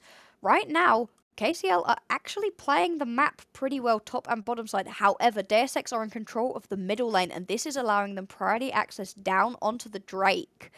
The thing is, though, Refresh is the be-all and end-all for this DSX team, except all of a sudden he's fallen behind. How did DSX play around their premier carry not having his best game? Just to get the... Oh, waiting for it now. Fleeing in fear, Mafia Goat falls down to the Jinx. 1 kill for Construct. And this is a lead for KCL, which is not really what we expected coming into the game, given the standings. No, if you look purely at the standings and the score lines of these teams, on a surface level, it should have been a DSX fight all the way. Except DSX had a bad week last week, did manage to pick themselves up a win this week, but have not been showing themselves as well as they did early on in the split. Whereas KCL, who looked bad, are beginning to ramp up. They are not out of playoffs contention. They can keep themselves in the top 8 with Wind, relying a little bit on other teams above them to drop games. And so picking up a win versus DSX would be huge for them. Keep their playoff hopes alive, and you can tell they're playing really hard. Yeah, and this is the thing. We've seen Des X have mental problems before. We saw it happen versus Bristol. I mean, of course, Bonks' LB was a bit of a problem that game, but that's besides the point. So let's see if Exeter can keep their mental strong. They just got the win, so off the back of that, they should be confident going into this game. Right now, it is only a 2,000 gold lead for KCL, and they don't have the Drake, so it's not really significant. Not significant if you look at it overall, as Refresh is running into a little bit of a trap. Pulled back by Infernal Chains, able to get the shield off, but not quite enough. Picks up the kill, now becoming on a killing spree, will steal the soul. Unable to look for Snepex, but it's another kill. Refresh right now, just getting dunked on in the 2v2. Refresh is not having a good time, and what I was about to say before that fight was that Becoming is 3-0-0. He's up massively, working his way towards his mythic, and having your Viego ahead, even if overall the gold lead is not particularly in one team's favor or the other, having your Viego ahead can be huge. The ability to take somebody out and then inhabit their form and somehow do more damage than they did when they were inhabiting it is infuriating to play against. Yeah, I mean, the main problem is that when you have an ahead Viego, it makes it easier for the Viego to actually get the form. And that's the thing. The resets are exactly what Viego intends to do. We might see a gank from both ends here. Snepex should just be able to pick this one up before anything else happens. Timotopper will get that with the Time Bomb. Now, Bronzy coming in. Time Bomb onto Becoming. Becoming will have to force himself away from this, but we see a bit of mid-gap at the moment. It's Timotopper Chrono Break there because I saw that gank, I swear, 5 minutes ago. Getting down, Chinese person quite low, and then gets taken out by Snipex coming through from a tower dive. It's just replaying it back once again. Kind of insane how they've sort of allowed themselves to have this happen to them. Again, they need to back off a little bit, not get so low, and ward behind them because every time Snipex picks themselves up a kill, it's a point of pressure that DSX can begin to exploit. Absolutely, and now DSX kind of evening it out a little bit. It was 2k, now 1k. Of course, again, I'll say it, 10 minutes. Not huge, but Becoming has a Rift Herald, plating is up, and that can really accelerate the pace of this game, especially given the fact that there's a huge CSD on the top side. There really is. If you take a look up into the top side, Rossi has a massive amount of gold over the top of Refresh, who usually has gold leads, CS leads, kill leads. Refresh is insane, except all of a sudden not. And because Bronzy is playing so well, once it comes to these big 5v5s, which, by the way, Bronzy's going to be able to get into easier because he has the TP and not the Ignite, this could be the change that really kickstarts KCL into playing better. I was gonna say that they lacked awareness, but the Vex and the Viego are here to help them. Stewarding this fight lands the Solar Flare, and that enables Chinese person to pick up the kill versus Braum. One more for KCL. KCL are fighting really nicely as a team, but It's that's a huge. bomb! Somehow that one connects. Snepex gets it back. Let's see if they can get another one Becoming on 1 HP. Can they get the kill? No. Manages to survive by some miracle. But the Steward, no, Steward gonna go down. Free feared on the tower, does have the revive for the Hecarim, so can keep himself alive. Snepex. Chinese person gonna take a lot of damage. Maybe they look for the redive. No. Just gonna play that one safe. And Oh, wait. oh, No, wait, the Snipex, Blasco, no. no way. Surely not, surely not. Okay, we're Bronzy. just gonna pan it back to topside. We get the showstopper onto Bronzy. Ignite down. You don't got any healing anymore. You can't make the turn when you can't heal, and Refresh finally gets his revenge. After being in the lead for the first 7 or 8 minutes of the game, KCL have managed to throw it all away by being over-aggressive in the bottom lane and over-aggressive in the top lane. That's a beautiful 4 kills across the map for DSX. They're gonna be able to bring the gold lead back to even, but now KCL are going to pick themselves off a Drake, and so not going to allow DSX to keep Drake stacking. This has swung back to being basically even. I mean, the game really isn't a dead even game state. We look at structures, it's basically the same. We look at Drakes, it's the same. We look at gold, it might as well be the same. But now there's a Cloud Soul, so who cares about dragons anymore? Getting the Cloud Soul is nice. Getting a little bit of cooldown reduction off of your ulti is nice, but it is not the kind of Drake that you throw the whole game away trying to fight over. Instead, we're probably going to see a lot more fighting going on onto other objectives such as towers, such as the Rift Heralds and the Baron eventually. And the Drake is just a nice prize you get after winning a team fight, rather than what the team fight is about specifically. Yeah, and we saw the fact that both teams do appreciate having it, but now I feel like, KCS said, well, we'll trade objectives as we get scaling. They somehow manage to get the Rift Herald here, they pop it down bot, they get free plates, they put the gold back up to even because Exeter made some plays elsewhere. And it just seems like a constant trading between these two teams, and I am excited to see where this game goes. Me too. We're expecting a much more one-sided affair that we are not getting. As of 30 minutes into the game, we are basically dead even on gold, dead even on Drakes, dead even on kills. And because of this, these teams are going to be looking for any tiny advantage, and really it's on the junglers. And luckily, the junglers are who are strong right now. Topper landing the slow, Everfrost, Perma CC'd, not enough damage though. Zillion can do quite a lot with the time bombs, but that's all we're gonna get. Snapex going for an invade. Person is nearby, gonna walk away. Snipex still looking to go forwards. I mean, I don't know why you're still here. Flash away from the onslaught of shadows. Now Snipex has kind of been left out to dry. Becoming is on the way down. Gonna just try trade this in a 1-for-1. Yeah, the auto's down. Just play it slow, please. Don't let this Vex go down. Oh, come Oh on, don't do no. that. Just be a little bit slow when you get that one. It's fine. Let's see if they can do it elsewhere. Bronzy now going on to Timatopper. Picks up that kill. Becoming now, getting the stun onto the Braum. That's another one. Can they make it a triple? It's a double right now. Zeri gonna dash over the wall. It will just be the double plus the 1 for 1. So not bad. Dano is now alone under this tower. Right now we're gonna see Construct push the wave in, and this should be a dive right here. But Dano doesn't want to get dove. He wants to dive Construct instead. Gonna burn the Lightning Crash. A lot of move speed now, looking to run away. Not sure exactly what the plan was there. Zenith Blade connecting, Glacial Augment going down. Construct gonna pick that one up. It was worth a try. If he'd have stayed under the tower, he was most definitely going to go down. Does still end up going down in the end, wastes a little bit of time. And we're seeing KCL really fighting and clawing their way back into this game. We thought that they were, not going to put up too much of a fight, but currently they are doing very effectively at having multiple members come down to every fight and just outpowering and outnumbering DSX.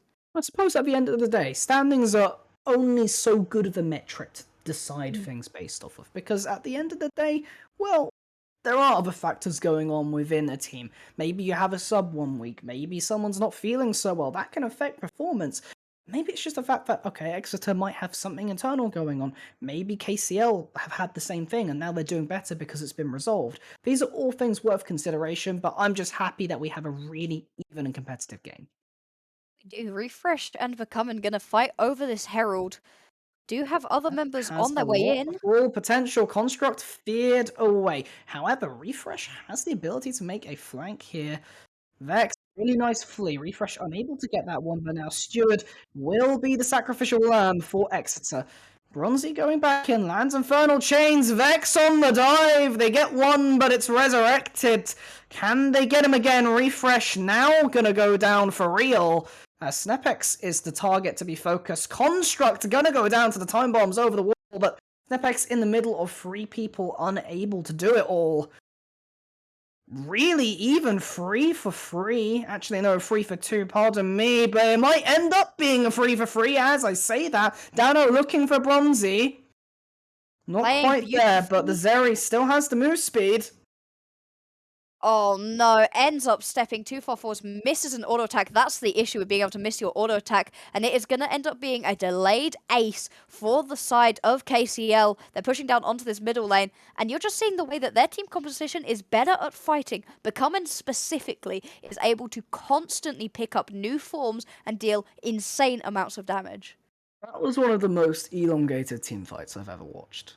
From Yeah. starting around like a Rift Herald random conflict, and it's like, okay, well, it's just top versus jungle, then it moves down to mid, Snepex gets an engage, and then it continues for another solid 2 minutes because 2 people have already respawned.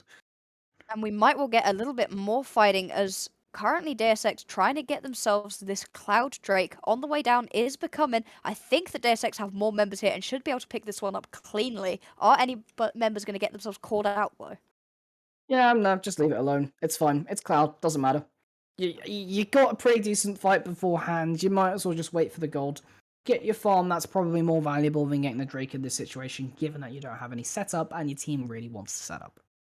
Yeah, their team needs a lot of setup to be able to get the members in. We're seeing the way that they front to back beautifully, especially with the Vex being able to fly into the backline and deal insane amounts of damage. And Construct is stood there constantly throwing out rockets and auto attacks and zaps and just disrupting everything. It's that constant chip damage that a Jinx is so good at laying down that can really begin to wear down your team comp.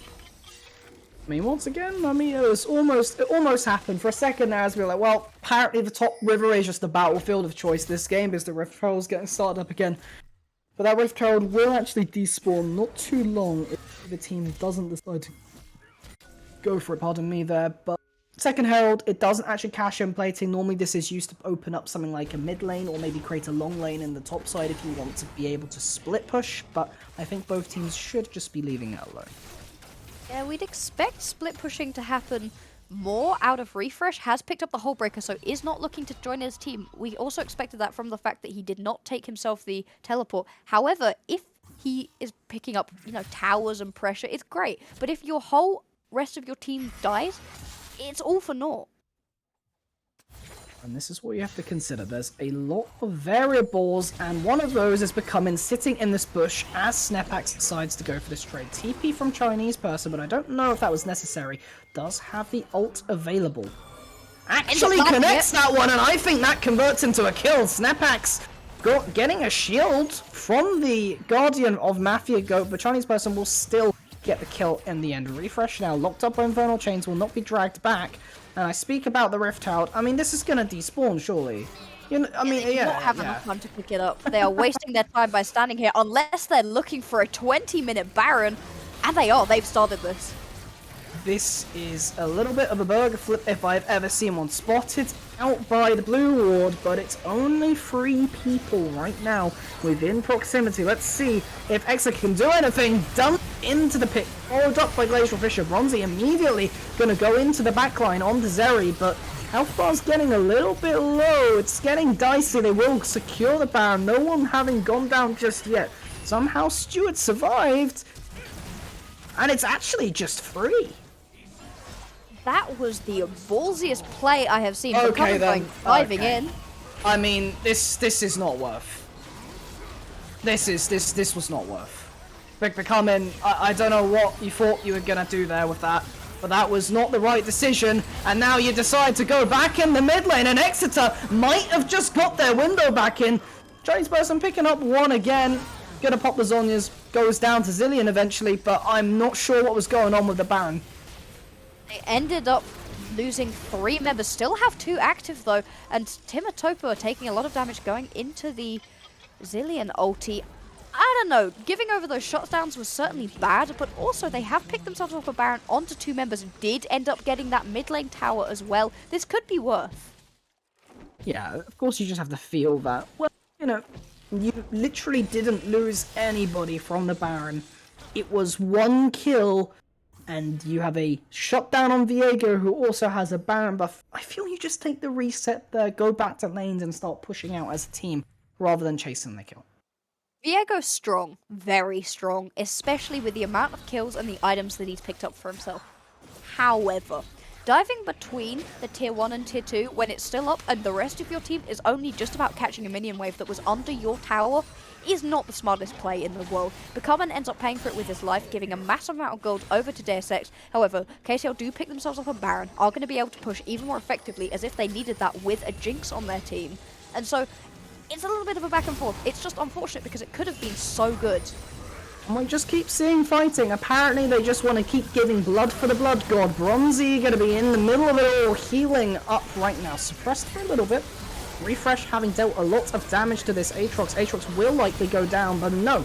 Chinese person picks up the first kill instead. Snipex now going down subsequently. 2 kills already over to KCL with no deaths, but those health bars are getting dangerously low, and I feel like one slight overextension could mean something else, but no. They actually decide to go back off a little bit. As I say that, no, it's fine. Just leave. Please, just leave. No. Wait, that man! Oh, no! Oh, that was insane out of Steward, landing just the most ridiculous Zenith Blade. It looked like it was not going to hit at all. Ends up managing to pick up a Zeri that flashed, and now they can continue chasing on. No idea what's going on. I'm absolutely speechless. Bronzy just gonna slaughter Mafia. Another one for the Blood God in due course. Viego channeling the stun. Gonna get stunned himself instead. Everfrost a little bit wide, and no blood today apparently. But they're still. Oh well. Wait. I'm assuming that was a time. That was burned.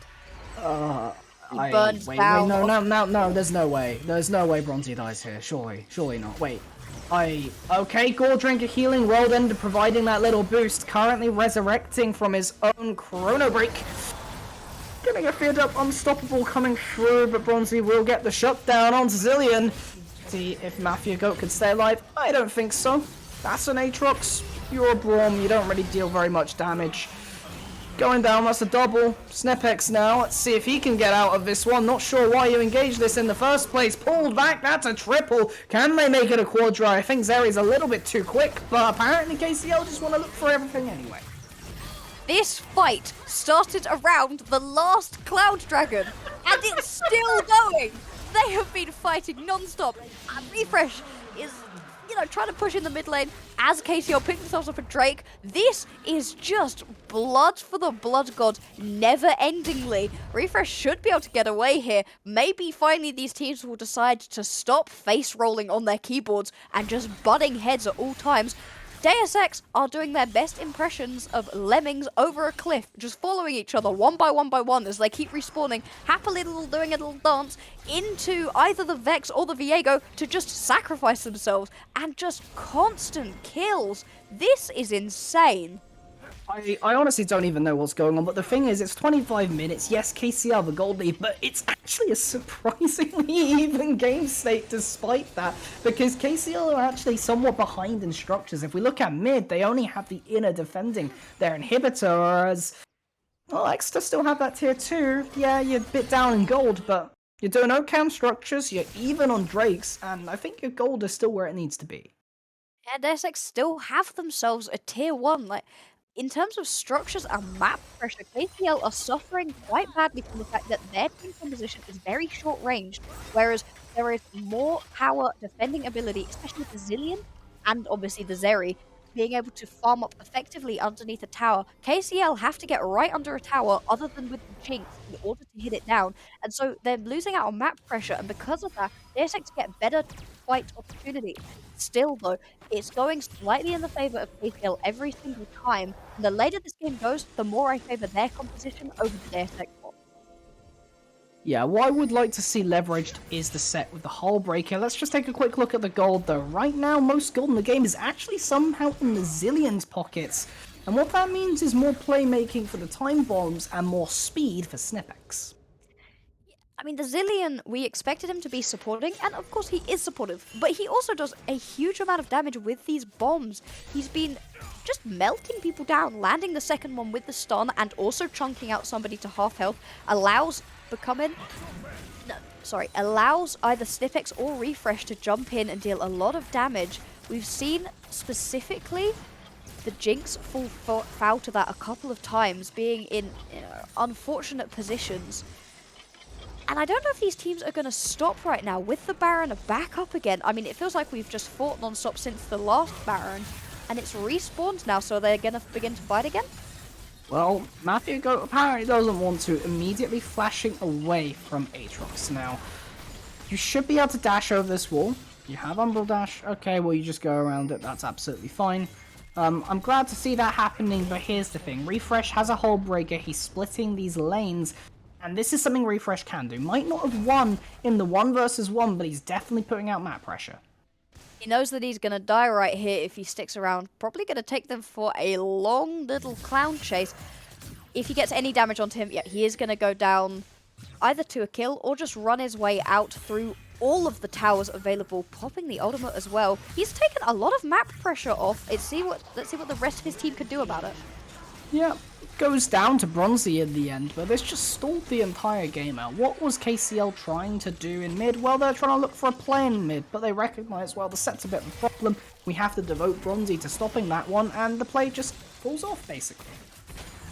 It's good. It's stalling things out, which is what they need for the minute, but now they are at a numbers disadvantage with this Baron up, and all 5 members of KCL are moving over towards it in one go. They have the lion's share of the vision currently, and so they have priority right now.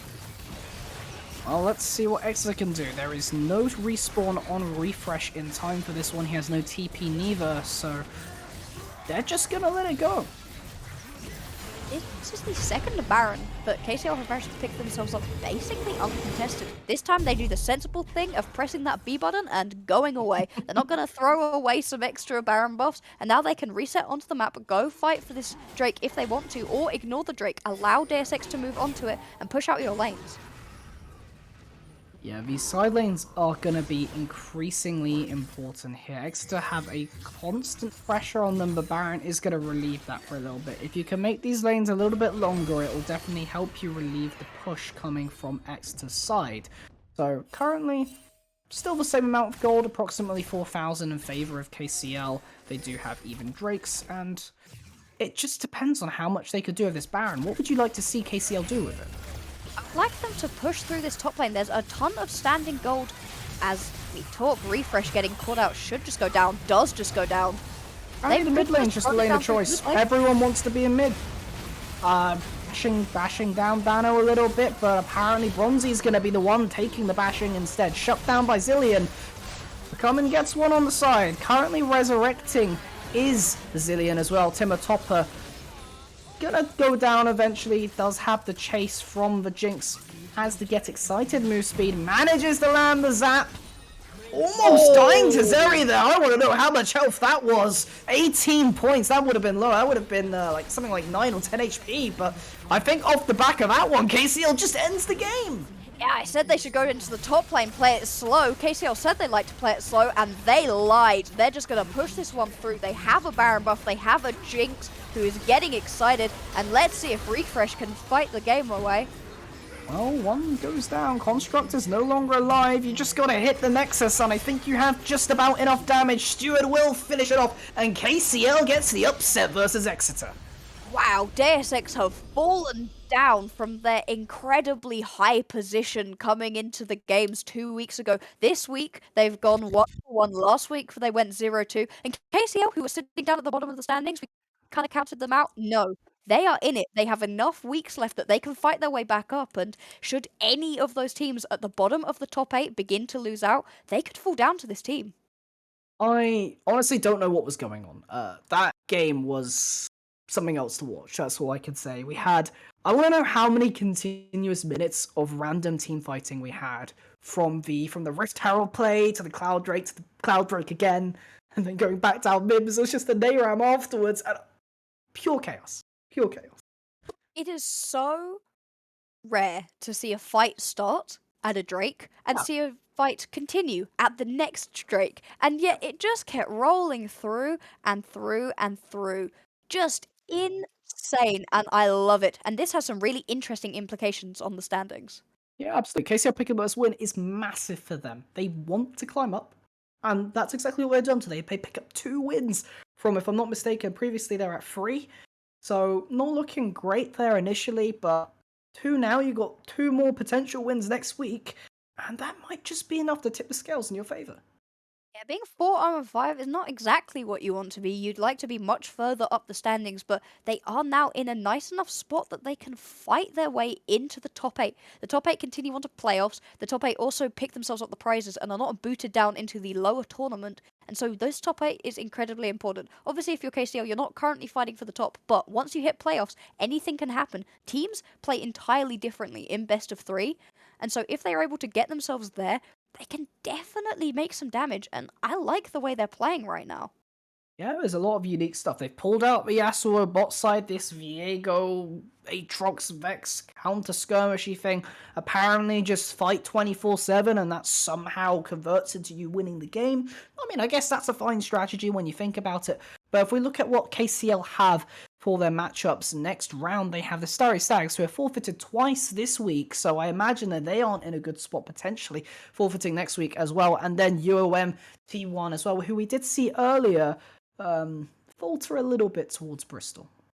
Yeah, I can't read too much into the UoM, quality right now because Bristol are looking so Yeah. strong at the moment. And obviously KCL have picked up themselves up two nice wins this week, but haven't been playing that well across the course of the matches. And so this one could be really interesting, very impactful on, the terms of the standings in who's going to put themselves into the top 8. UoM got just destroyed by Bristol. We saw it in the first game of the day. It was horrific. It was a slaughter like I haven't seen before. Whereas this game, kind of a slaughter the other way around. KCL playing nicely versus DSX, and I gotta say, I'm worried for DSX. Yeah, absolutely. And I think there is definitely merit to that because guess who Deus Ex have to play next time? Well, they get to play Tell me. Comrade Kids and Bristol Warriors, which I actually did misread that because I thought that was Bristol Manda, but of course they did play each other earlier. So actually, I'm going to take that statement back. The week next week isn't so bad, but who knows? Maybe Comrade's Kids can make the upset because Deus Ex can't really afford to take too many more losses. No, Comrades Kids are fully in it for win every single game. They did not manage to pick up the win today versus KCL Lions, so they have everything on the line. They will be giving it their all. DSX need to prove themselves that they weren't just a flash in the pan at the start of the season, coming out so strong to a 5-0 lead when no Yeah. other team was there, and yet faltering in 3 out of the 4 games across the course of the last 2 weeks. They are falling down, and they need to prove to us that they can pick themselves back up. Because of their nice start, I don't think that they're going to lose themselves a playoff spot. So they're pretty solidly in the playoffs. But if you're coming into the playoffs in a weakened state, people are going to look at you and they're not going to respect you. Refresh, we know he's a great player and yet didn't play very well today. But here's one thing. What we saw from Deus Ex was an adaptation. They decided, let's give Refresh a slightly different role. We're going to keep him on set, which he can carry with if he wants to, but we're actually going to pivot down to the bot side. Let's play for Dano and see what he could do down there. Now, in a best of 3 situation in playoffs, well, adaptation is the name of the game. You have more than one game to play around. You're not just going to get cheesed by a one-time strategy. So let's say they bring out something like this on Refresh and say, well, it didn't work game 1. Let's put him back on a carry, play for top side. And that might just be the way that Exeter win. Indeed, they have enough different playstyles and enough wins at the start that they can afford to play around with things, try things out. And if they don't win everything, that's okay. They're not going to be booted out of playoffs, so they will always get to showcase themselves in a best of 3. Whereas for KCL, you find yourself a strategy that wins and you repeat it just the whole way through. You got to ride that momentum into a playoff spot. Once you're in playoffs, anything can happen. But for the minute, they are living on tenterhooks, and they're going to have to keep winning if they want to get into playoffs. They're doing well for themselves with a 2-0 week right now. Absolutely. Very, very exciting. A lot of standing mix-ups for next week, but that's all in due course. Of course, this has been brought to you by Intel 12th generation and Amazon Student Discount. Check them out. And with every broadcast, you always have to thank those working behind the scenes. Our amazing production team, and of course, our admins, Gio and Charlie, are always there. It's been a bit of a mess today with a few little bits and things there, so props to them for keeping us through this one. Yeah, the behind the scenes are always legends. You've got us yelling different questions at them during the mid game. Hey, has the game finished yet? What about now? What about now? Hey, has it finished now? And obviously, Skulser doing the fantastic production. Thank you so much, and thank you guys for watching. I hope you enjoyed these games today. They were absolute bangers. Yeah, absolutely. Anything else to say before we leave this one? I'm scared of Bristol Mandem. That's my main takeaway from casting these last 2 weeks. They are scary. Look out if you're the rest of the NUEL League. Yeah, Bristol Mandem might be the dark horse in the playoffs run, but that's in time to come. You have a good one out there. Stay safe and healthy, and we'll see you next time.